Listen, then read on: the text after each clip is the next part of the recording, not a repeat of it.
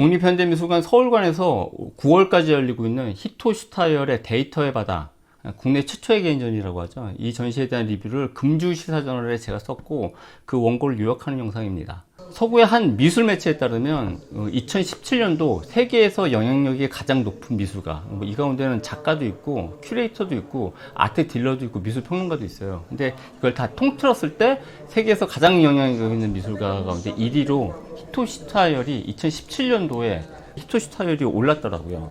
이번 히토의 개인전이 국내 최초의 개인전이기도 하고 아시아 최초의 첫 개인전이라고 하더라고요. 히토슈타이얼은 일본계 독일인 여성 미술가입니다. 그녀의 개인전이 열리고 있는 서울관에 가보면 그녀의 미디어 작업을 주제별로 배치한 여러 가지 방이 있죠.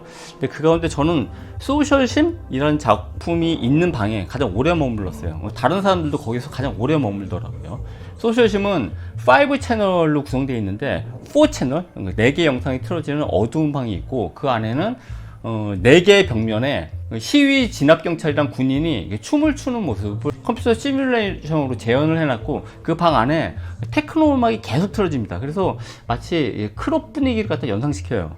그래서 관람객들이 되게 즐거워하는 분위기가 있고 이 춤추는 군경의 모습에 무슨 의미냐, 이 설명에 따르면 팬데믹 이후 대중의 시위와 진압부대의 모습을 사회적 안무로 번역했다?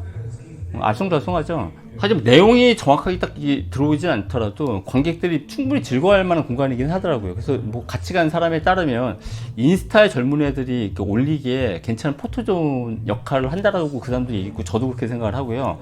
다른 전시장에도 누군 채로 작품을 볼 수 있는 좌식 소파를 되게 많이 배치해 놨습니다. 그래서 내용이 쉽게 전달되지는 않을지 몰라도 클럽의 흥취에 젖어서 지루하지 않게 볼 수 있는 미디어 전시입니다. 전시 제목 데이터의 바다에서 이거 유추할 수 있듯이 히토슈타이얼은 알고리즘, 인공지능, 빅데이터, 요즘 세상을 좌우하는 키워드를 주제로 작업을 하는 사람이어서 아마 히토슈타이얼이 2017년도에 어떤 매체에서 세계에서 영향력 1위에 뽑힌 이유도 아마 이 사람이 다루고 있는 주제가 미술의 주제가 아니라 전 세계 도처의 일상을 지배하는 현실의 키워드이기 때문이라고 저는 생각을 해요. 예술하고 기술은 차이가 있다고 생각하죠. 그래서 예술은 심미적인 자기 목적성을 갖고 있고 기술은 실용적인 목적을 갖고 있다고 믿고 있는데 실은 그 두 개의 어원이 같다라고 하잖아요. 그래서 르네상스 예술가 다빈치도 화가지만 사실상은 발명가죠. 그리고 현대 비디오 아티스트들은 뉴미디어를 창작 도구로 사용해서 미술을 새로운 패러다임에 얹어놓은 사람들이죠. 그러니까 예술하고 기술이 다르지 않습니다.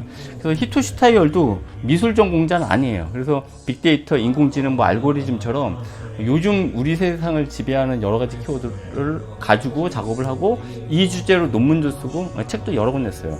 예술이 현실을 반영한다라는 세간의 상식이 있잖아요. 그 상식에 준할 때 오늘날 최적의 미술가는 어떻게 보면 미대 출신이기보다도 현재 삶하고 실시간 교류하고 있는 컴퓨터공학이나 IT 전공자일 수도 있다는 생각도 들어요. 실제로 제가 지난 6월 달에 부산에 있는 홍티 아트센터의 미술창작 스튜디오에 강의랑 멘토링 때문에 갔거든요. 근데 거기 입주작가 가운데 카이스트에서 컴퓨터공학을 전공한 입주작가가 있더라고요. 미술작가라면 떠올리기 어려운 인공신경망 기술을 이용해서 작업을 하고 있었어요. 그래서 제가 멘토링을 어떻게 했냐면 당신이 쓰고 있는 그 기술이 오늘날 동시대성을 오히려 잘 반영할 수 있는 지식을 갖고 있기 때문에 주요 기획전에 초대될 가능성도 높다 이렇게 말을 해주고 왔어요. 그럼 현재 삶과 맞닿아 있는 주요 키워드를 다루고 있는 히토슈타이얼의 작업이 현재 관객들한테 매끄럽게 이해가 되느냐? 전혀 그런 것 같지는 않아요. 왜냐면 일단 번역이 부자연스럽고요. 그리고 두 번째는 작업이 너무 많습니다. 그게 좀 피로감이 있고, 그리고 세 번째는 알고리즘이니 신자유주의니 빅데이터니 이런 여러 가지 요즘의 주요 화두들을 단편적으로 나열했다는 느낌을 받아요. 그게 주요 키워드들을 소재주의로 이용했다는 생각이 좀 든다는 거죠. 그래서 예를 들어서 히토슈타이얼이랑 그녀의 동료 두 명이서 강연을 하는 미션 완료 벨란시지라는 강연 영상이 있더라고요. 근데 여기다 뭐라고 붙여놨냐면 자유시장 경제나 소셜미디어나 빅데이터의 문제점에 대해서 테드 강연 스타일로 강연을 하는 건데 이거를 렉처 퍼포먼스, 그러니까 강연 행위 예술이라고 이름 붙여놨더라고요.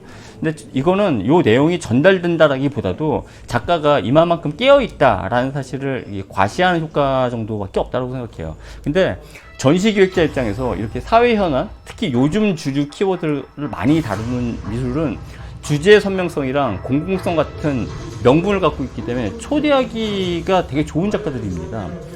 그래서 뭐 비엔날레 같은 대형 기획전들이 되게 국제적인 이슈를 주제로 내거는 이유도 바로 여기 있거든요.